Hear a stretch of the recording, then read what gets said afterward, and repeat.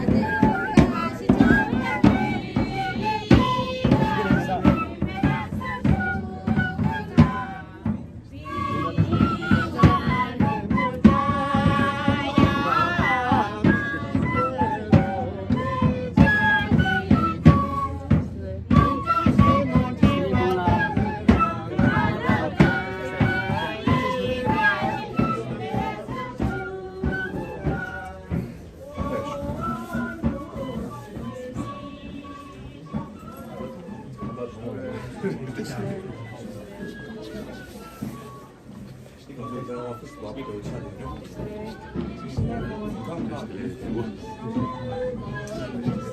What's another plan? Kale mayor ayer. Mucho just delay.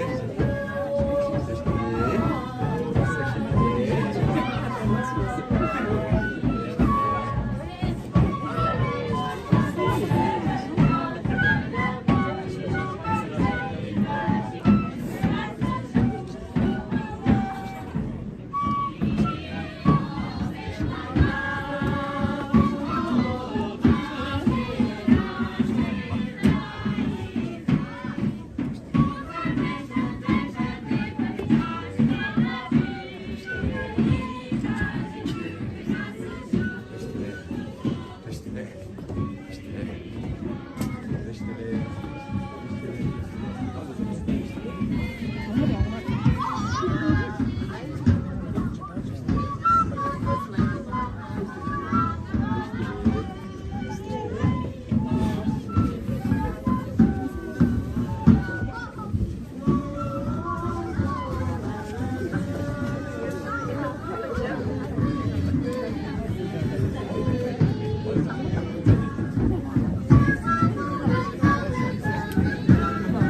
Section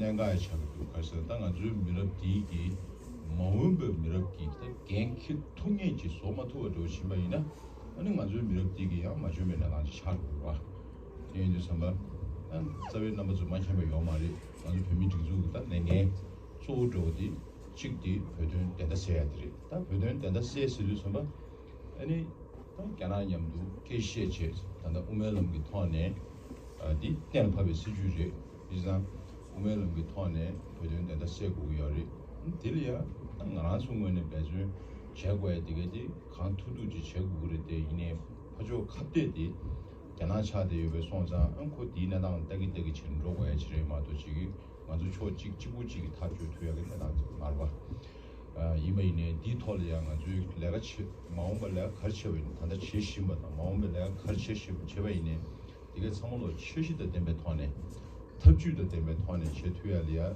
망가지방 로디기요리 아니 내게 이버디 당가는 주 전주나는 유백이 범위 지조디 샤다다 수에들이 유망 강에 체디가 그중에 두다애들이 어디 딩이 좀 많이 딩에 두점 직슈나 삼수 but also by Americans who lived on the border with Tibet in Sichuan province of China, and this guy had written a book called Tibet Outpost, and in one of the chapters is titled as Roof of the World.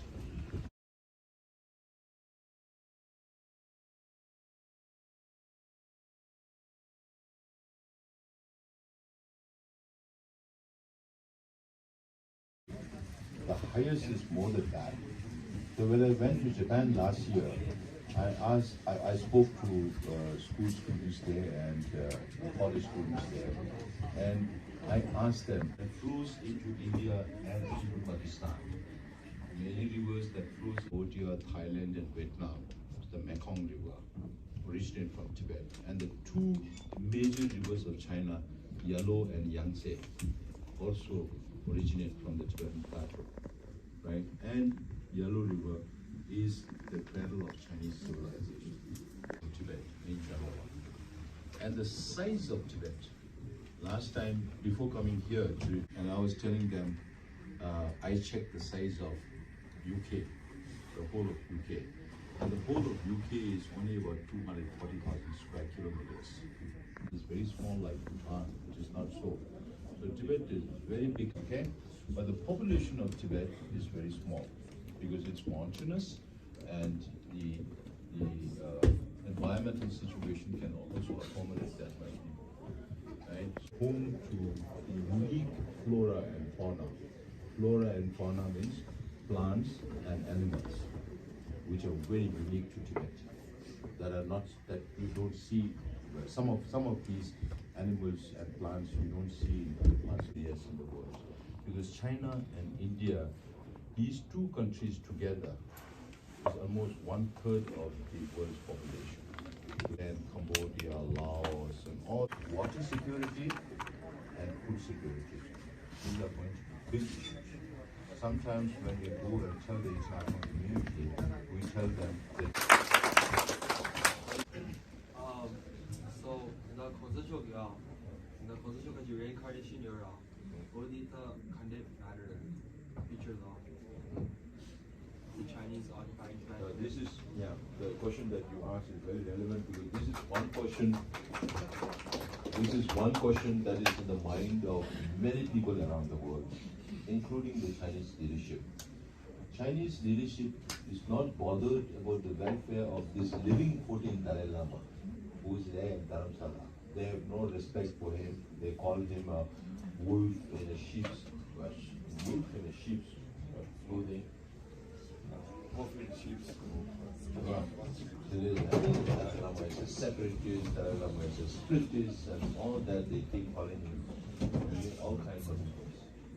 To denigrate next Dalai Lama, they can control the whole Tibetan population inside Tibet. So they are using that as a political tool to achieve their own end in extending their rule in Tibet and legitimizing it.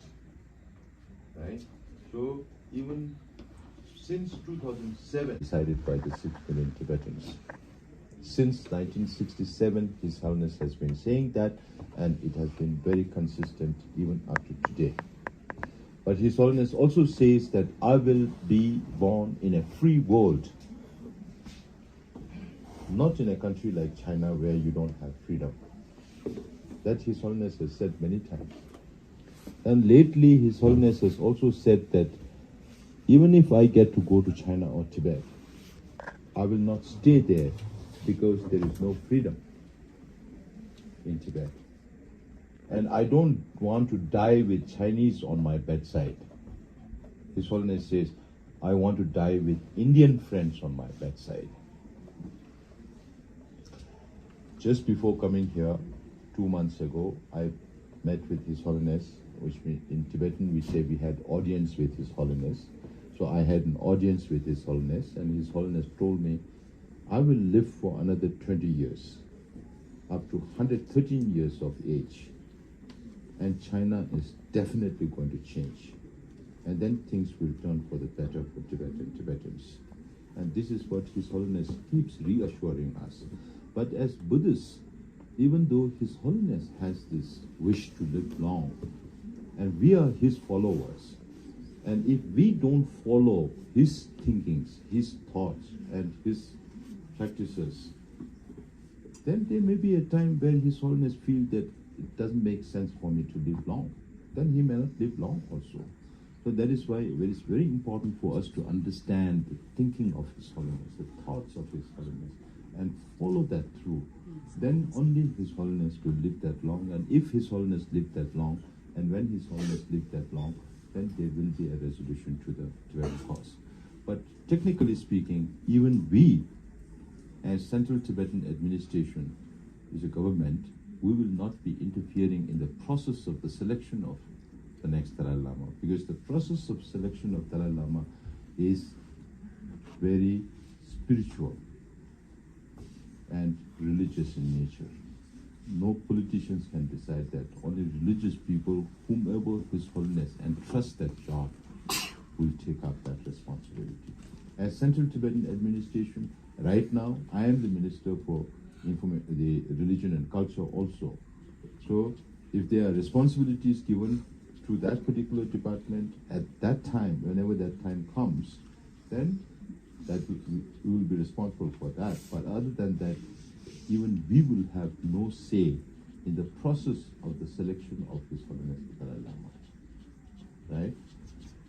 Of course, now everybody else, even in India, the Indian Buddhist Association have passed a resolution saying that the decision regarding His Holiness the Dalai Lama's reincarnation should be His Holiness the Dalai Lama alone.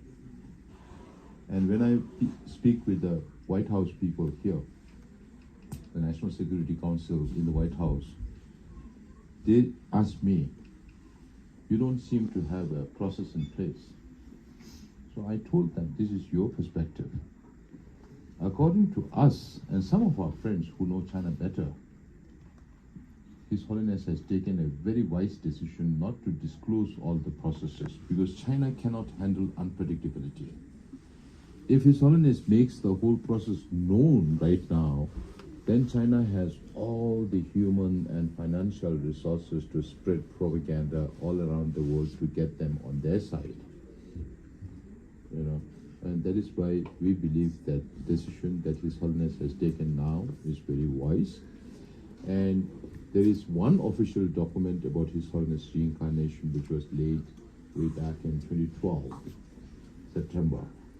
And in that document it says when His Holiness reaches the age of 90, then he will start it.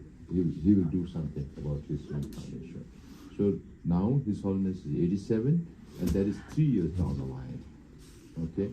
And by that time, when His Holiness reaches the age of 90, then we may have a larger congregation of religious heads and also decide. But in the meantime, every single Tibetan community, if they can pass resolution saying that there should be continuation of the institution of His Holiness the Dalai Lama, and that His Holiness the 15th Dalai Lama should come.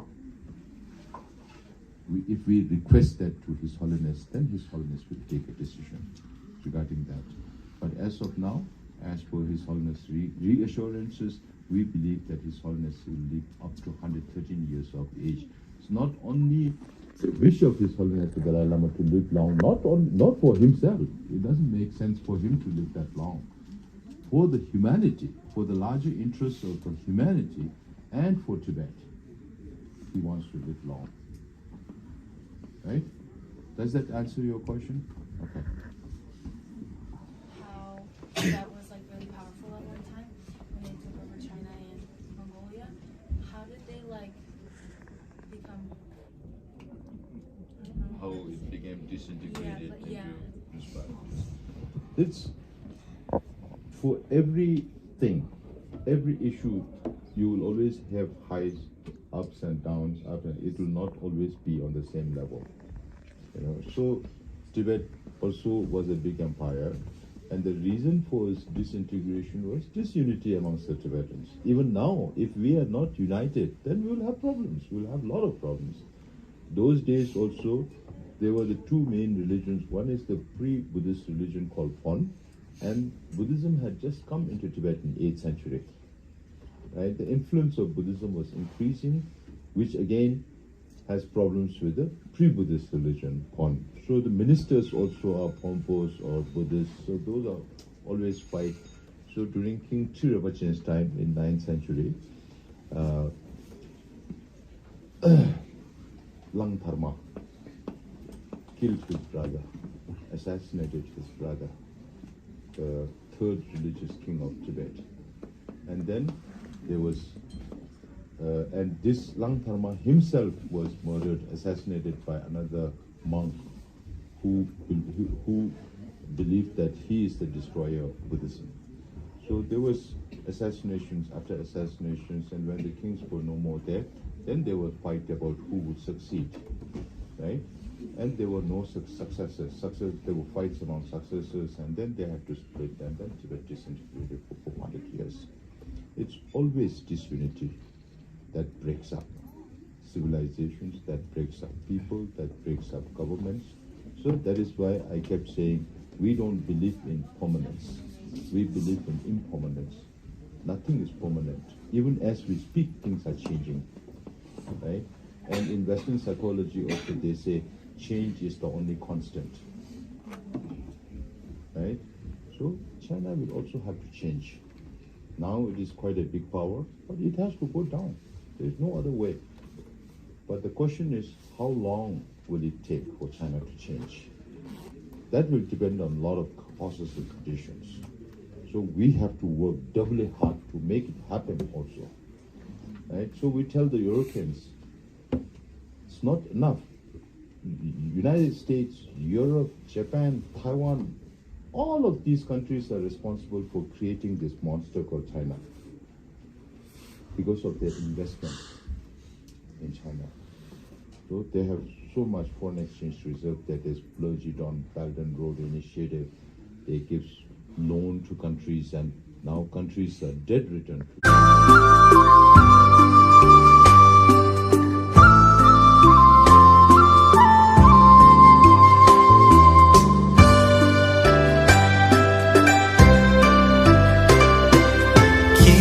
Sai kawe jong ngane tu mi yu sa kengani chung sa ji maung ki mi lam ji kenga lo te che nge kerang le ma dong so ni ji ka la ni la